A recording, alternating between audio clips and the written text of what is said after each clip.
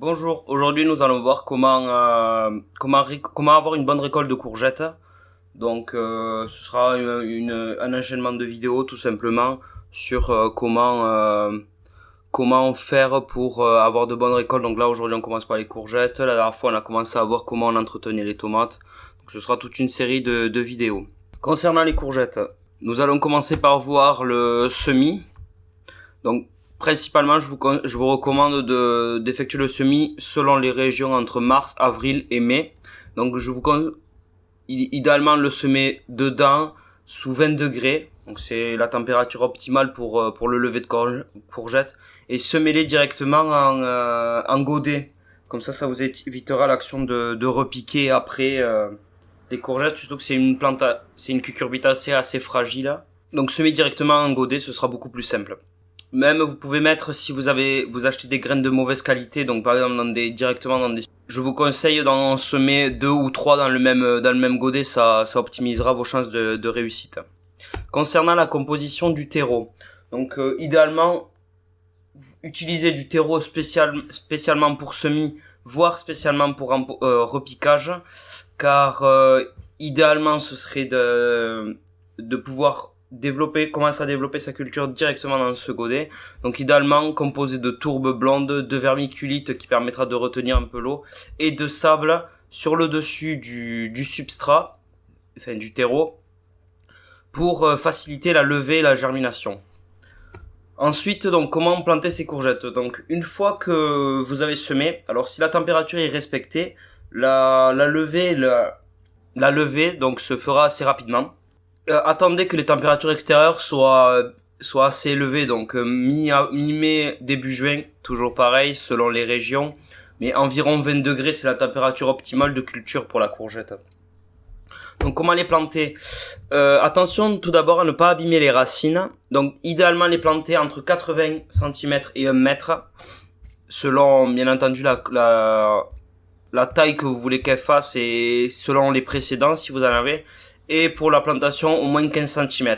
Donc là, comme je vous ai fait sur le schéma, faites espacer-les bien. Il vaut mieux avoir moins de pieds, mais beaucoup plus d'espace. Parce qu'après, nous allons voir que ça évitera certains problèmes, notamment de maladies. Donc, et attention, les racines sont très fragiles, je répète, mais bien attention à ne pas casser les racines. Ça pourrait vraiment diminuer votre production. L'entretien. Donc pour l'entretien, tout d'abord, on va éviter de travailler le moins possible. Donc je vous conseille de mettre de la paille, donc entre 5 et 10 cm de paille. Ça c'est vraiment l'idéal.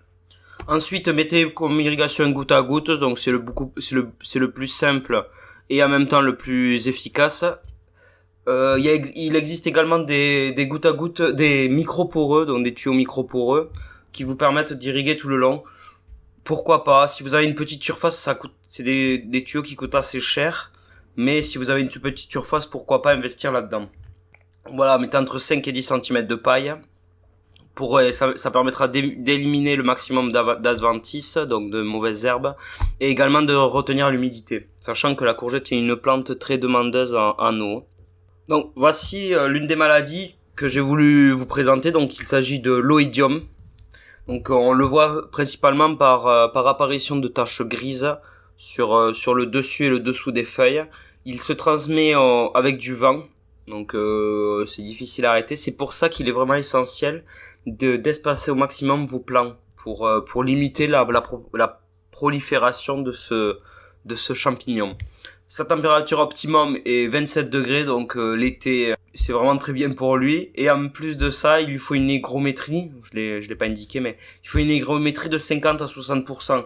Donc si vous irriguez par exemple à l'arrosoir, c'est très rapide. C'est pour ça que le goutte à goutte a un vrai avantage. Donc pour protéger vos plantes contre l'oïdium, donc tout d'abord espacez bien les plants. Adoptez des variétés résistantes, donc choisissez dans votre catalogue quelque chose qui est tolérant ou résistant à l'oïdium. Ça va vous éviter certains coûts. Et concernant l'utilisation, le mieux c'est le soufre. Concernant la récolte, donc l'avantage de la courgette, c'est qu'on peut récolter autant les fleurs que les fruits. Donc les fleurs sont assez réputées, notamment pour faire des beignets. Et le fruit qui est bien connu, donc la courgette. Donc concernant le fruit et la courgette, faites attention parce qu'en fin d'été notamment, Et si vous irriguez beaucoup, votre paille va être humide, ce qui risque de faire de la pourriture sur vos courgettes, donc réduire fortement votre rendement de récolte. Donc voilà, je vais vous présenter maintenant une petite recette une fois que toute votre production sera récoltée. Donc la courgette grillée, j'ai pensé à ça comme c'est l'été en plus. Donc tout d'abord, coupez les courgettes en longueur, donc coupez-les à longueur pour que ce soit beaucoup plus facile à griller. C'est possible de le faire des petites tranches de façon horizontale, mais je trouve que c'est beaucoup moins sympathique et ce serait plus pour l'apéro quoi. Donc à côté dans un bol, mélangez le thym, le romarin, le vinaigre, le romarin, pas le romain, hein, et l'huile d'olive. Ça vous permettra on le verra un peu plus tard, mais ça vous le mélangez un peu à votre convenance. Donc il y en a qui préfèrent le vinaigre dans l'huile d'olive, d'autres qui aiment pas du tout le thym, donc ou qui aiment pas le romarin. Donc ça vous le mélangez vraiment comme vous voulez. Une fois que c'est fait, avec un pinceau, tartinez doucement les courgettes pour les faire dorer. Ensuite mettez-les sur un grill à 250 degrés idéalement pendant 10 minutes. Donc ça bien sûr c'est selon votre goût, si vous aimez que ce soit beaucoup bien grillé ou peu grillé et un peu moelleux comme vous le souhaitez. Une fois que c'est bien fait, donc vous pouvez rajouter un petit peu d'huile d'olive une fois que c'est cuit, ou à votre convenance le reste du mélange du bol. Vous pouvez également vous en servir comme assaisonnement. Et une fois que c'est fait, vous pouvez vous régaler en famille ou entre amis. Donc pour plus d'informations sur la courgette et sur toute autre culture, vous pouvez nous mettre en commentaire et nous suivre sur notre page Facebook, sur YouTube et également sur notre site internet maintenant. Je vous remercie pour votre attention et à très bientôt.